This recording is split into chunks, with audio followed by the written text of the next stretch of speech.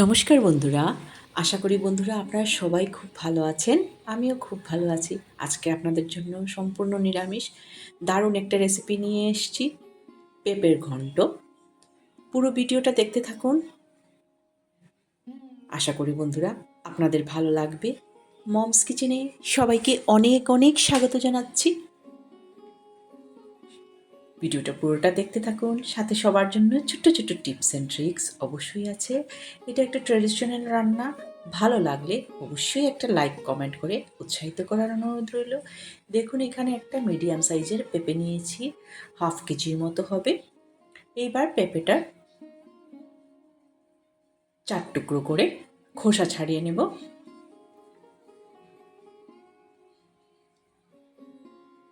খোসাটা ভালো করে ছাড়িয়ে নিচ্ছি। এগুলা রান্না সত্যি দারুণ খেতে। রোজ রোজ একঘেয়ে রান্না খেতে ভালো লাগে না। পেঁপের তরকারি, ডালে পেঁপে, নানা ধরনের পেঁপে আমি রান্না করে থাকি। দেখুন, পেঁপের খোসাটা ছাড়িয়ে নিয়ে এবার বীজগুলা এরকম রানিং ওয়াটারে ধুয়ে ফেলছি। পেঁপেটা খুব ভালো করে ধুয়ে নিতে লাগবে। সবগুলো টুকরো এইভাবে ধুয়ে নেব। এইবার পেঁপের এই বুকের অংশটা একটা নাইফের সাহায্যে এভাবে ছাড়িয়ে নিচ্ছি। এবার একটা দেখুন গ্রেটার নিয়ে নিয়েছি। ভালো করে পেঁপেটাকে কুড়িয়ে নেব এইভাবে। এগুলো ট্রেডিশনাল রান্না, খেতে যেরকম দুর্দান্ত, দেখতে সুন্দর, আর মুখে ভালো স্বাদও এনে দেয়। সব কোরানো হয়ে গেছে। প্রসেসটা দেখতে থাকুন আপনারা। এইবার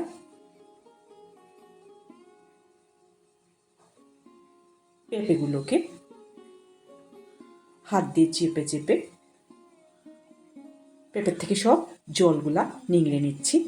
দেখুন, এইভাবে এক্সট্রা জলগুলা বের করে ফেলছি। পেঁপে কিন্তু আমি ধুয়ে গ্রেট করেছি, তবুও দেখুন পেঁপের ভিতর থেকে কীরকম জল বেরোচ্ছে। প্রতিটা সবজিতেই এইভাবে জল থাকে ভিতরে। ভালো করে জল চিপে বের করে নিয়েছি। এইবার একটা কড়াইতে সাদা তেল দিয়ে 2 চামচের মতো চিনেবাদাম ভেজে নিচ্ছি। বাদামটা ভালোভাবে ভাজা হয়ে গেলে তুলে একটা পাত্রে রেখে দেব। খুব দারুণ খেতে, আপনারা অবশ্যই একবার করে দেখবেন। এখানে আলু এইভাবে টুকরো করে নিয়েছি। আমি 2টা মিডিয়াম সাইজের আলু নিয়েছি। এগুলাকে এবার গরম তেলের মধ্যে দিয়ে দিলাম, আর হলুদ আর লবণ দিয়ে খুব ভালো করে লাল লাল করে ভেজে তুলে নেব। এটাও আমার পেঁপের ঘন্টতে লাগবে। আশা করি বন্ধুরা আমার ভিডিওগুলো আপনাদের ভালো লাগে। আপনাদের ভালোবাসা প্রতিদিনই আমি পেয়ে যাচ্ছি। সবাইকে অনেক অনেক ধন্যবাদ আমার পাশে থাকার জন্য। আলুগুলো খুব ভালো করে ভাজা হয়ে গেছে, নামিয়ে নিলাম। এইবার কড়াইতে সরষের তেল 2 থেকে 3 চামচ দিয়ে দিয়েছি, আর গোটা জিরা সম্বাসে দিয়ে দিলাম, শুকনো লঙ্কা, তেজপাতা একই সাথে দিয়ে দিলাম। ভালো করে ফুটে উঠলে এইবার জল ঝরিয়ে রাখা গ্রেট করা পেঁপেগুলা দিয়ে দিচ্ছি। এখানে বলে রাখি, জল ঝরানোর কারণই হলো যাতে ঝরঝরে থাকে, পেঁপেটা গলে যাতে না যায়। এবার স্বাদ মতো লবণ, হলুদ গুঁড়ো, একটুখানি জিরে গুঁড়ো দিয়ে ভালো করে নেড়ে চেড়ে নিলাম। একদম কম মশলায় কিন্তু এটা হয়ে যাবে। অল্প একটুখানি ধনে গুঁড়ো আর চিনি 1 চামচ দিয়ে আবারও একটু নেড়ে চেড়ে দিচ্ছি।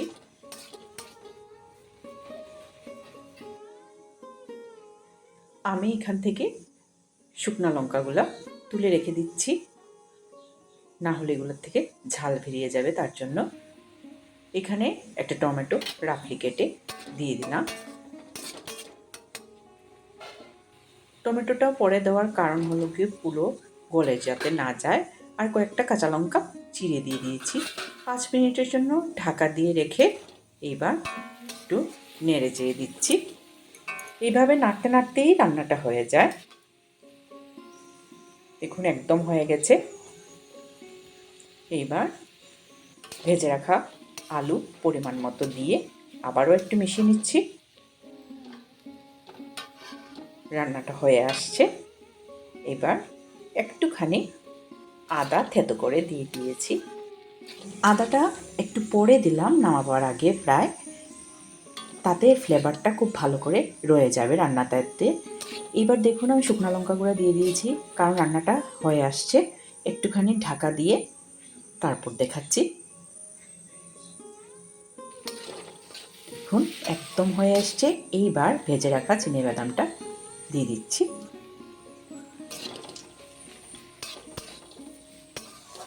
চিনেবাদামটা সবসময় নামাবার আগে দিলে ভালো।